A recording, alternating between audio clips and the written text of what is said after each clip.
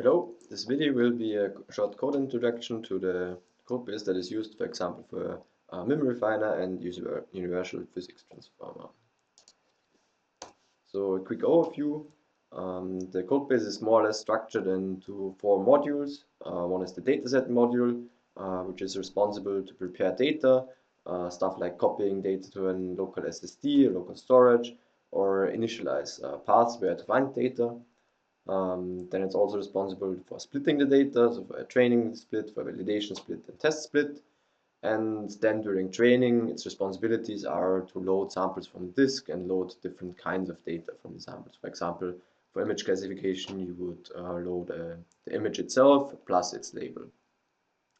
Then we have a model. The model's responsibility is to given some inputs, produce some outputs. For example, in image classification, you would get an image and you would produce logins for each class that is possible for this image to have. Then the third thing is called callbacks. A callback is something that you do in a given interval, for example, after each epoch or after 50 updates, after 10 samples, whatever you choose.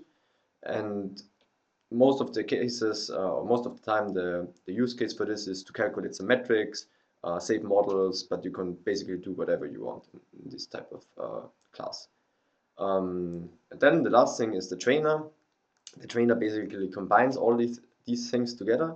It loads data from the dataset, so it iterates over a data loader for like a couple epochs or however long you want to train on. Then it passes this data to the model for a forward pass. The model returns some output. The trainer then calculates some losses from the output, and the trainer then optimizes the model with some optimizer, for example, stochastic gradient descent. So I'll walk through an example with image classification. How you would set up the codebase is instructed by some readmes in the codebases, but also I will quickly go over it. So what you need is to configure a static config. The static config defines, as it says, static properties of the codebase.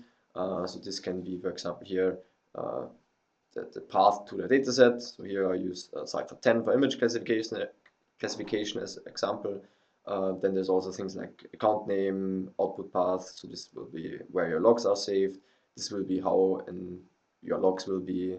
For example, you can differentiate between different hardware setups. It's not that important. It's instructed in the static config template. If you want to have a quicker look on a more detailed look on that. Then there is a weights and biases mode. So this will be how you want to log to weights and biases, which is an online platform to track your machine learning experiments. A master part that is important for multi-GPU training. And then there is some flags for PyTorch, which I will not go into details. You can look it up in the template static config if you want to have a more detailed explanation for that. Why is this called a global dataset path? So in my codebase, I differentiate between two different types of storage. One is a global storage. The global storage is typically large, so it has like a couple tens of terabytes, but it's potentially slow. So what you would do is on the global storage, you would only access the data once, and if the storage is slow, so if the storage is fast, then you can also just load it from the global storage, but typically it's relatively slow, so you would always, if it's possible, store it on a local storage, for example on an SSD, which most compute nodes have. So this is the local storage. Local storage is something like a local SSD for each compute node, and this is typically very fast, typically smaller than the global storage, so only in the realms of like hundreds of gigabytes or a couple of terabytes. It's also sometimes not persistent, so if you are working on like Slurm scheduled systems, it typically gets erased after your job is finished. And what you want to do is you want to store zips or like H5 files or whatever on the global storage, then copy them from the global storage to local storage, and then load the data for the local storage. In this example here, it's not needed because cipher 10 is so small that it doesn't matter, but this is just to keep in mind when you have a look at the code base. So then you would define what data to load. So in our example, we will here work with cipher 10. So I use here a base class that defines some basic property. I derive it from this. Then I have here this function that basically fetches this path here from the static config via this identifier here. We don't have a local path here, so local root is simply set to none. Then we split the data into training and test split. Cypher10 doesn't have a validation split. And then we use the predefined dataset from Torch Vision to load the data and download the data. Then what's special here is we don't use, as it's traditionally used in PyTorch, underscore get item underscore method, but we split it into different kinds. This allows for more flexibility in the way we load data. For example, if you would have a segmentation mask in here as well, but you don't want to use it, it would create a data loading overhead, which we don't want. So here we only want to load an image and its corresponding class. And if you only want to load the class, for example, we don't have to load the image. So this allows this splitting of responsibilities between the properties of a dataset. We also return, again, a shape. So Cypher10 has 10 classes, so we return a tuple with 10 and a one-dimensional tuple with the value 10 here. And as standard also in PyTorch, we define the length of the dataset here. Then the second part is a model. The model in this example, takes an image as input and produces logits for each class. So in our example, we will use a vision transformer, which has this type of forward pass, but however, you can use whatever model you want. I just chose to choose a vision transformer because both code bases, MIM-Refiner and UPT, make heavy use of transformers in general. The third thing is then to initialize callbacks. So each callback needs to, if it iterates over a dataset, it needs to register like how the dataset should be iterated. So a callback typically has this property called the dataset key, where we define from which dataset to load. So for example, later on you will see that each dataset will be identified via a string, and then you have a mode, which basically defines so the string of each dataset, how it is identified is then passed to this dataset key, and the mode defines what you want to load from this dataset. So here we want to load the X, which is the image, and its corresponding class, because we want to calculate, for example, a test accuracy, where we need both these items to propagate the image forward, get the logits, and compare it to the actual ground truth label. How this would then look, there's a predefined method, iterate over dataset, which takes care of all the internal data loading handling, distributing it over GPUs, and then collecting it all also from the GPUs, which you can call like this. So this is an example, and will also be used overall in the code base a couple of times. So this basically does forward pass and then returns the results of the forward pass here in the predictions and y. So predictions would be the logits and y would be the ground truth label. And then predictions can be multiple items. So for example, if you have two outputs or an intermediate output, you can also calculate the accuracy for this. And then we simply calculate the accuracy, which is then a numeric value. And we define some key here, how this accuracy will then be logged. So this will be logged to weights and biases, for example, or just to a local, will just be written into a local file. And then the writer, which is a singleton object that is known to all callbacks. We can add a scalar, similar to how TensorBoard logs it with this accuracy key. So under this key, we want to log this value. And we can also define a format for if we want to print it on the stdout output. Then the last thing is a trainer. So the trainer basically combines all these components. So it defines what to load from the dataset. So this is the dataset mode. In this case, there is also an index, which isn't too relevant for our example. But here's the image, and this is the ground truth label, which it will be trained on. Then what output is expected. So this basically fetches the tuple with 10 in it from the dataset. So there's this object called a data container, which basically composes all datasets together. Then we want to get the trained dataset, and we want to get the dimension, how many classes there are. and we return this or this is a property of the trainer, and this will be used for initializing the model because it needs to know for the last layer how many outputs do I want, because it needs to produce it needs to adjust its architecture based on the number of classes. So the last linear layer in the model should be basically going from the latent dimension to the number of output classes.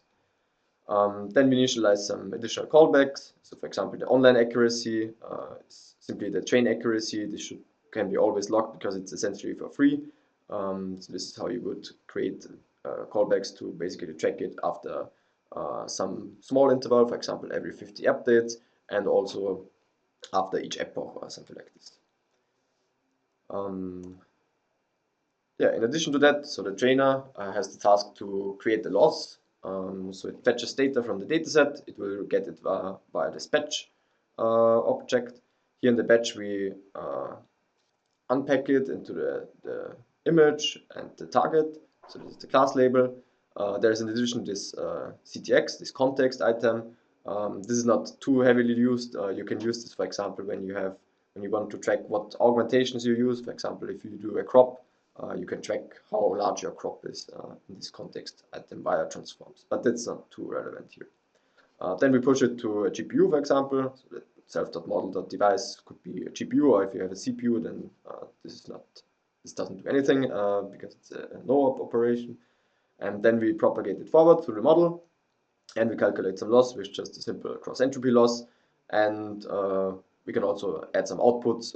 If we want to use these outputs in the callback, we need to return it in here. So as we want to calculate online accuracy, or for example, when you would calculate the online accuracy, you would have to return here the predictions and the target to return to then later on reuse these properties in the callbacks to calculate the accuracy. Then how we want to define an experiment is always with the YAML file. So here we define how we want to set up our experiment, what type of parameters we use, what training and testing dataset we use. And the first step is to define this dataset. So here we use Cypher10. We have a train and a test dataset, which we distinguish by the split property, as we have seen before. Then we have a couple of wrappers. This will be used to do image augmentations, for example. So here we have this X-transform wrapper that is part of the Kappa data library, which basically takes an image and applies some augmentations to it. This will be used here for simply applying a random horizontal flip and just normalizing the data. And for the test dataset, we don't want to flip it because we don't want to apply augmentations for the test dataset. So we simply only normalize the data. Then we also set up some metadata. So where do we want to log our data to? Here I created a weights and biases project called debug. So we want to log it here.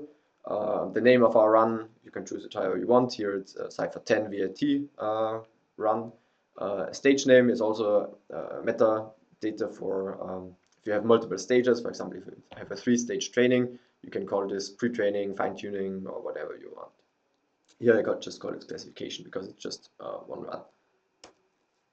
Then we define a model. So this is just a basic configuration for a model. It will fetch this class, so this VAT class, and instantiate with all these properties. So we have a patch size, a latent dimension, number of attention heads, how many layers we want. We want to use it in a classification mode with the class token as it's to extract features. And then we have an optimizer. The optimizer defines how this model is trained. Here we used AdamW optimizer with this learning rate and some properties. And the schedule here defines what kind of learning rate schedule we want. Here these two things here define a linear warm-up with cosine decay schedule. So we have a linear warm-up for 5 epochs, and after that, that's a cosine decay. The exclude first and exclude last properties here say that basically the linear schedule would start from a learning rate of 0 and go to a learning rate of like 1 times this learning rate. And by excluding the first and excluding the last one, we make sure that we don't start at really 0, but at 0 point something.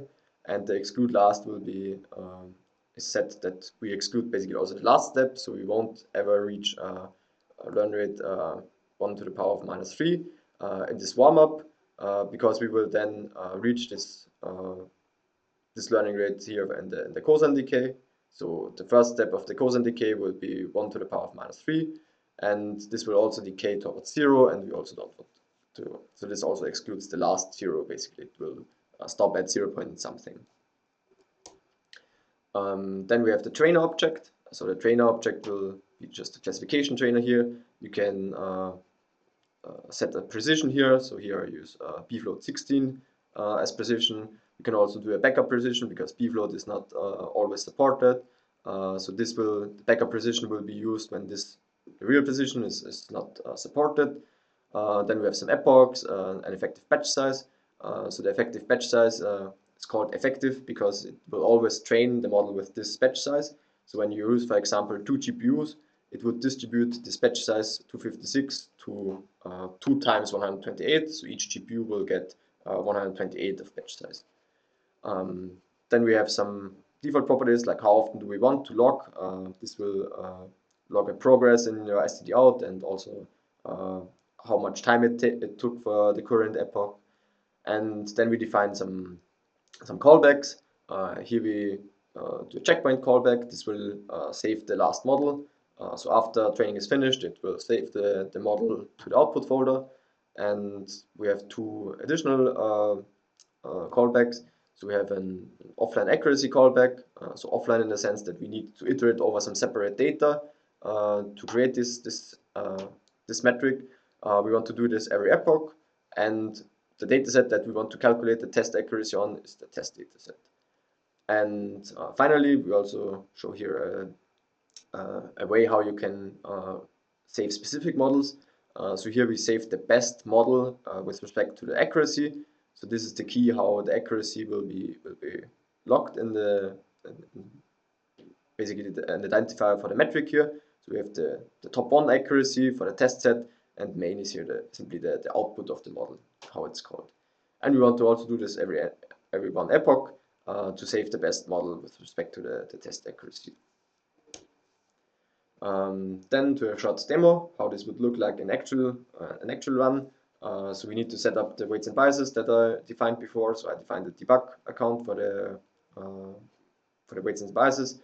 So just type in a host, entity, and project, and then let's jump right in. So I have my hyperparameters file here set up with all the things that I showed beforehand. I reduced the number of epochs here to get it over quicker, and then I basically run this main train file by defining --hp hyperparameters, and I only have 1 GPU in this machine here, so I use devices 0. So if you would use 2 GPUs, for example, you would do devices 0, 1. This would then use 2 GPUs, for example. Here I only want to use 1 GPU, and when we start this training, it will take a while because I'm only on the laptop here on the T600, but it will create some log file. It will log you into the weights and biases account. This will usually takes a bit. Yeah, then it initializes the whole run. It initializes the model. Yeah, and then it starts training. So we see that first update here finished. We don't have any unused parameters. We didn't forget anything about the model, and I think this is because the video is recording. I don't get the live updates here, but you would see like more or less a progress bar on the quotes that increases the number of updates as you progress in training. And we will shortly finish the second epoch here. Yes.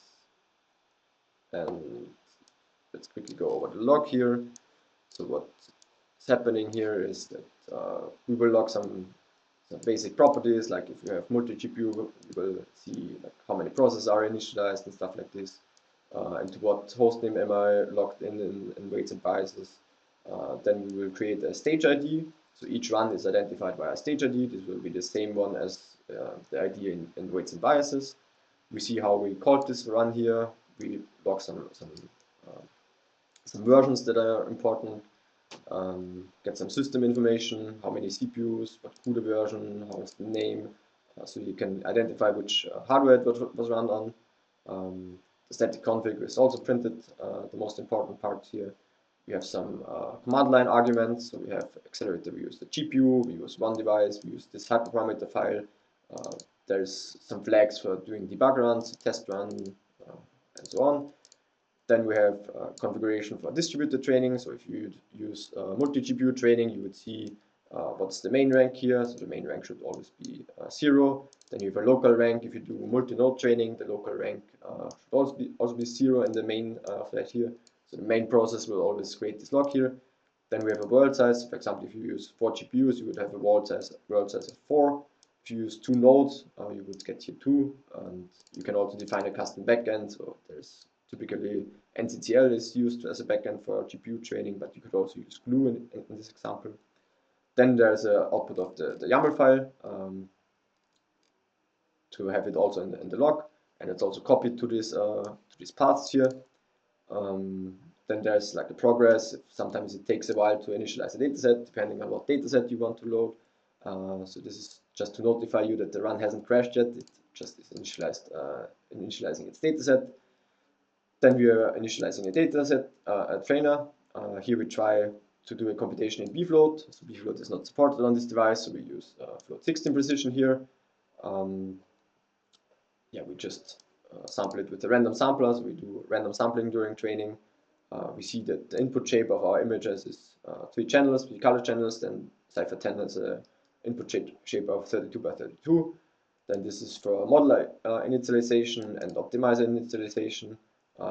Typically the learning rate is scaled by a linear square learning rate scaling rule, which will multiply the base learning rate that you define in the YAML with the factor with the batch size, and divide it by some constant factors. In our example, it's 256, which is the same as the batch size.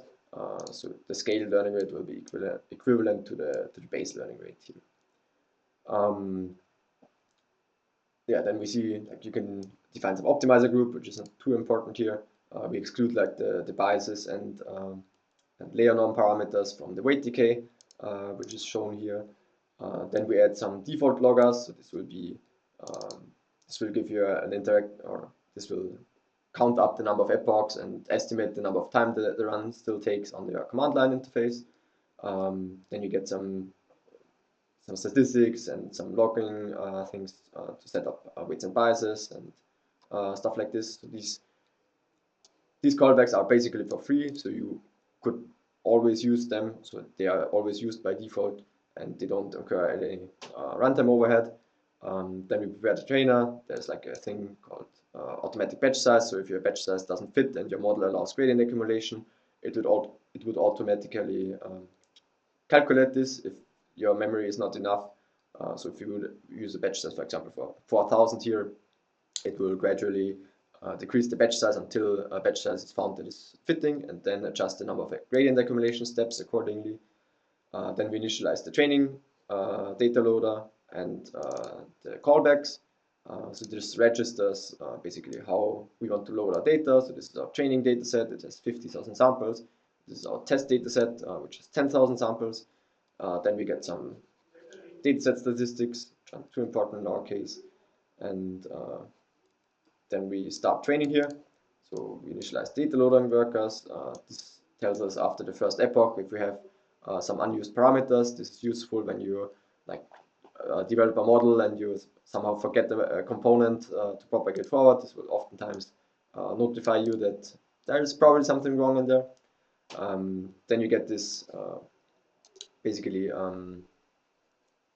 progress bar, so to say. So this will count up how many updates there are. So here this will be the update counter, and this basically after one epoch, 195 updates were taken. So this will count up live. And then after the first epoch, we don't want to do a test accuracy. So first we get some outputs.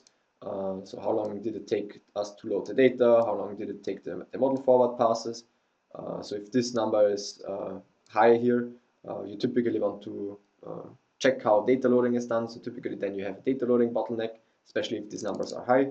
Here I'm just on a local laptop here, so the data loading is not too efficient because it doesn't use asynchronous data loading here. So it's, on typical servers this should be 0 or almost 0. Then we get the training loss here that will be logged. This is a progress bar that indicates after each epoch you want to calculate the test accuracy. So this will iterate over the test dataset and shows you the progress, how far it is, and calculating or propagating all the test samples forward. Then we create the test accuracy. So here in our case, after the first epoch, we reach a test accuracy of 33%, top 1 accuracy. This would be the top 5 accuracy here. We also get the test loss here for free, basically. And we create here the new best model. So if you remember, we had this logger called the best checkpoint callback, which takes this metric here, so the accuracy 1 test, and compares it to the previous test accuracies.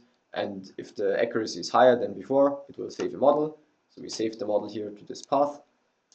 Then same thing goes for the second epoch, and then we see some after training. Then the training is finished.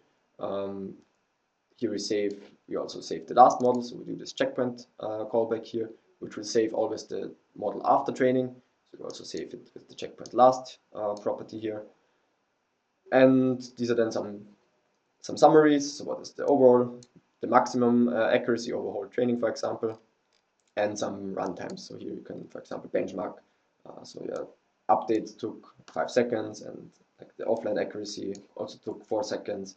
So yeah, this basically helps you to identify data loading bottlenecks, or like bottlenecks when one callback takes very long over training. Yeah, it's nice to have, but not too important. Then the run is finished. It will sync it to weights and biases, and when we then switch to weights and biases, so this is the run that I just trained here, we will see some pretty metrics. So here we see the online accuracy, which is also increasing. The test accuracies, this is the test accuracy, is also increasing. So here we log the online accuracy. Because it is for free, we log it 1 time more frequently, so every 50 updates, and 1 times only after each epoch. Same thing goes for the loss. So we have 2 types of losses, the update 50, which is more frequently logged, and after each epoch, which is the only difference is the interval in which it is logged.